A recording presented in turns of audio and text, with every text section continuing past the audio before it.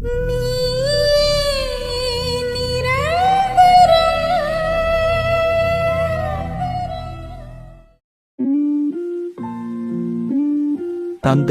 மகன், தூய ஆவியாரின் பெயராலே ஆமென். முதல் வாசகம். இயேசுவில் அன்றி வேறு எவராலும் மீட்பு இல்லை. திருத்தூதர் பணிகள் நூலிலிருந்து வாசகம்.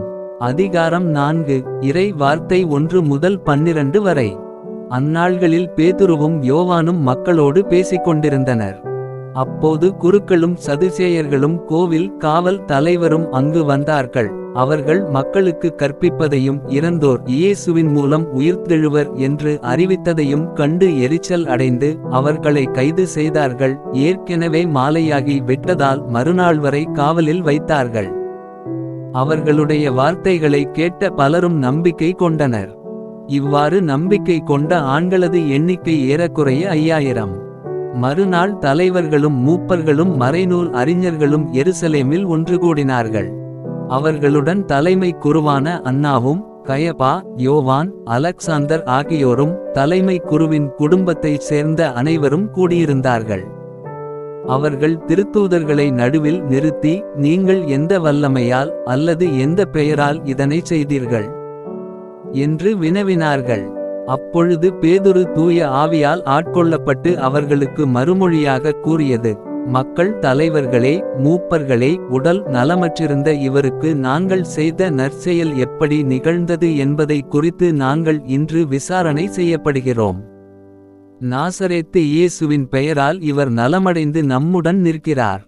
இது உங்கள் எல்லாருக்கும் இஸ்ரேல் மக்கள் அனைவருக்கும் தெரிந்திருக்கட்டும். நீங்கள் இயேசுவை சிலுவையில் அறைந்தீர்கள். ஆனால் கடவுள் இறந்த அவரை உயிருடன் எழுப்பினார். இந்த இயேசுவே கட்டுகிறவர்களாகிய உங்களால் இகழ்ந்து தள்ளப்பட்ட கல். ஆனாலும் முதன்மையான மூலை கல்லாக விளங்குகிறார். இவராலேயன்றி வேறு எவராலும் மீட்பு இல்லை. ஏனென்றால் நாம் மீட்பு பெறுமாறு வானத்தின் கீழ் மனிதரிடையே இவரது பெயரன்றி வேறு எந்த பெயரும் கொடுக்கப்படவில்லை. இது ஆண்டவரின் அருள்வாக்கு. பதிலுரை பாடல். பல்லவி. கட்டுவோர் புறக்கணித்த கல்லே கட்டடத்தின் மூலைக்கல் ஆயிற்று.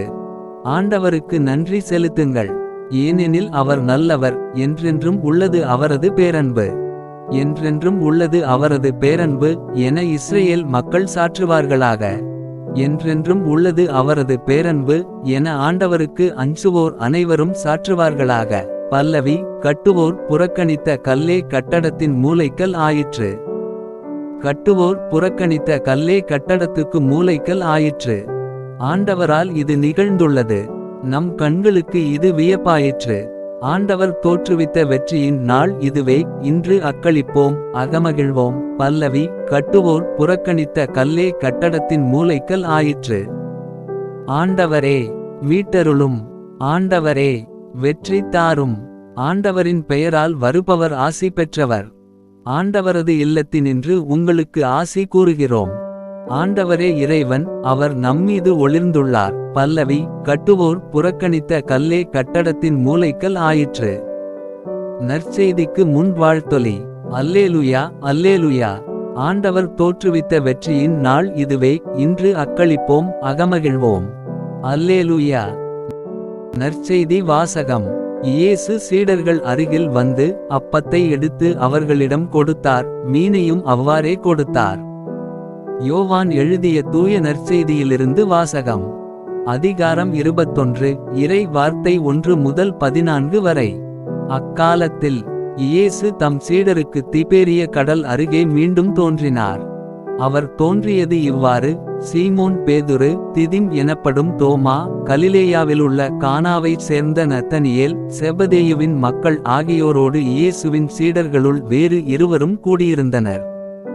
அப்போது சீமோன் பேதுரு அவர்களிடம், நான் மீன்பிடிக்கப் போகிறேன் என்றார்.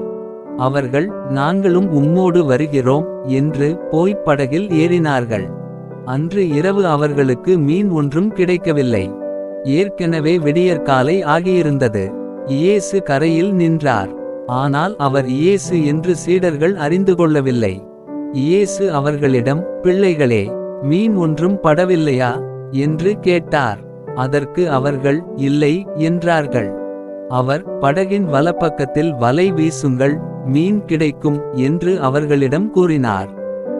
அவர்களும் அவ்வாறே வீசினார்கள். மீன்கள் மிகுதியாய் அகப்பட்டதால் அவர்களால் வலையை இழுக்க முடியவில்லை. இயேசுவின் அன்புச் சீடர் அதைக் கண்டு பேதுருவிடம், அங்கு நிற்பவர் ஆண்டவர்தாம் என்றார். அதை கேட்டவுடன் தம் ஆடையை களைந்திருந்த சீமோன் பேதுரு ஆடையை இடுப்பில் கட்டிக்கொண்டு கடலில் குதித்தார். மற்ற சீடர்கள் மீன்களுடன் வலையை இழுத்துக்கொண்டு படகிலேயே வந்தார்கள். அவர்கள் கரையிலிருந்து வெகு தொலையில் இல்லை, ஏறக்குறைய 100 மீட்டர் தொலையில்தான் இருந்தார்கள். படகை விட்டு இறங்கியவுடன் கரியினால் தீ மூட்டியிருப்பதையும் அதன் மீது மீன் வைத்திருப்பதையும் அவர்கள் கண்டார்கள். அங்கு அப்பமும் இருந்தது. இயேசு அவர்களிடம், நீங்கள் இப்போது பிடித்தவற்றில் சில மீன்களைக் கொண்டு வாருங்கள் என்றார். சீமோன் பேதுரு படகில் ஏறி வலையை கரைக்கு இழுத்தார். வலை நிறைய பெரிய மீன்கள் இருந்தன. அவற்றின் எண்ணிக்கை 153. இத்தனை மீன்கள் இருந்தும் வலை கிழியவில்லை. இயேசு அவர்களிடம், உணவருந்த வாருங்கள் என்றார். சீடர்களுள் எவரும், நீர் யார் என்று இயேசுவிடம் கேட்க துணியவில்லை. ஏனெனில் அவர் ஆண்டவர்தாம் என்று அவர்கள் அறிந்து கொண்டார்கள்.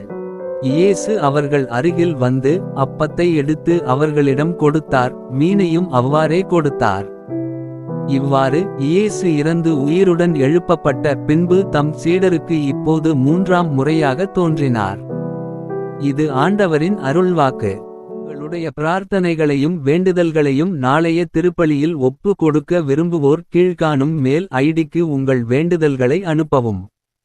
அல்லது வீடியோவின் கீழ் கமெண்ட் செய்யவும். பிதா சுதன் பரிசுத்த ஆவியின் பெயராலே ஆமென். தின பிரார்த்தனைகளுக்காக லைக், சப்ஸ்கிரைப் மற்றும் பெல் ஐகானை கிளிக் செய்யவும்.